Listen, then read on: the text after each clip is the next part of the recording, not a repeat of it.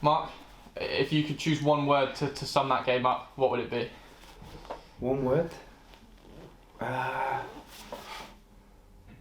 One word would be...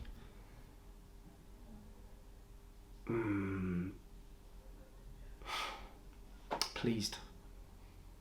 And rightly so, I'd say. An unbelievable shift from your players, wasn't it? Especially when that rain and the wind kept coming sideways into the ground. You thought maybe it's going to be Carlisle's day. It suits them a little bit more, but the heart and desire from your boys was unrivaled. Brilliant. You know, when that storm came, it was biblical, and the Carlisle bench were excited because they knew that they were going to get opportunities to stick the ball right under our crossbar. But our young defenders and Stokesy, McGee, Sweeney, Ebu, we held firm and didn't really look like conceding. So brilliant second half performance. And it felt like a real fight. There were a number of bodies on the line, and several of your players have limped off the pitch after that one, but with smiles on their face. It has to be like that. You know, when you play a long season in League Two, you look back on some results and think, yeah, that was a real big one. And let's see if we're looking back saying today. I mean, we played against the form team, who are really hard to play against, very direct. Keeper can kick it 2 football pitches long, and the ball is coming in your box at every opportunity. But I thought we were competent, and I thought second half we played some really good football and created some really good chances. And Carlisle came into this one 4 wins in the bounce. You came in 6 games undefeated. One of those stats was going to have to give, and it fell your way. And I suppose when you beat arguably the form team of the division, I mean, it doesn't get much better than that, does it? Yeah, I listened to a pundit last week on one of the highlight shows saying that we don't do very well in big games. So hopefully we've proved that gentleman wrong today, and that was a big game, and we played well in it. And I noticed a bit of frustration from you and your staff, particularly during the second half, with some of the decisions going against you. Any that stand out to you?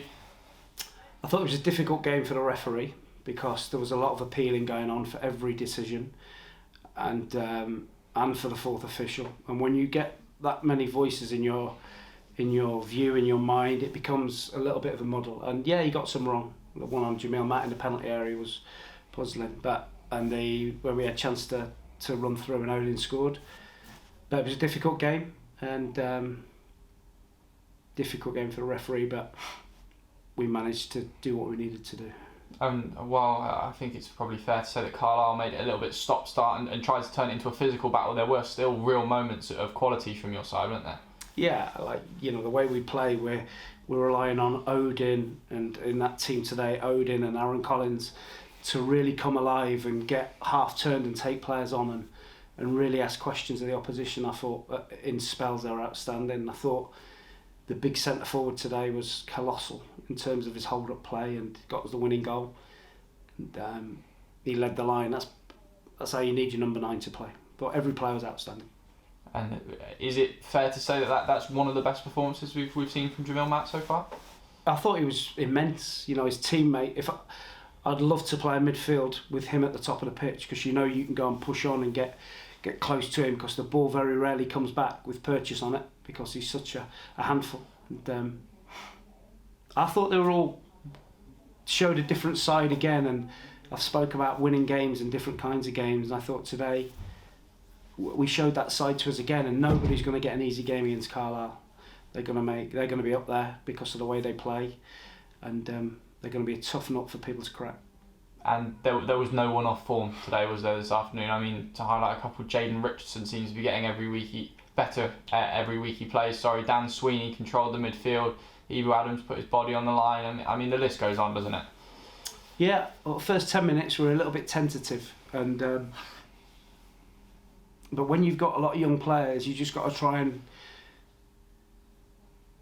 cajole them, and it's okay for them to make a mistake, but they've got to make mistakes in the right way, honest mistakes. And Jaden came onto a real game in the second half, and we managed to slide some lovely balls through to him to cross. But they were all very good, very, very good. And you had all possible conditions during the game. Obviously, bright sun in the first half and hail even in the second, but the fans, there was no let up in them. In fact, it felt like they got louder when the rain came. Yeah, biblical storm that was. The lightning and thunder, sideways rain, gale force wind blowing straight into our goal. Fans were outstanding. Felt sorry for the guys over on the stand over the other side getting wet, but they stuck with us, and so important. I spoke about positivity, and I've not heard one negative comment yet from 2 games. Fantastic. And there's no let up now, is there? I mean, the last game before Christmas, this one, thankfully I suppose you could say that there's no game on the 23rd, but I imagine you want to keep that momentum going, keep the training ticking over, and prepare for Exeter on Boxing Day. Yeah, we want to keep the players at it, is a phrase that we would use, that we want to keep them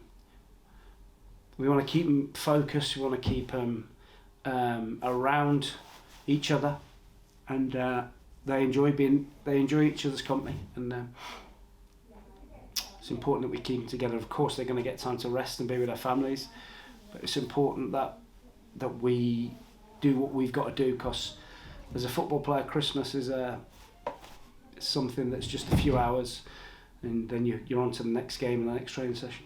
And the atmosphere on the pitch was unbelievable at full time as well. You gave another talk out there. The players were absolutely buzzing, as they should be, and you've got a really, really good group. It's clear to see that they all enjoy each other's company, and there's a real unity there, isn't there? Yeah, I think obviously with social distancing, it's not ideal to have everybody in a changing room and speaking when they're all sweating, and so we choose to do our talk afterwards outside in the open air, as Mr. Hancock politely requests, and they're in a good place afterwards.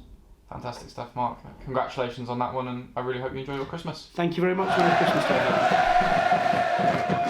day.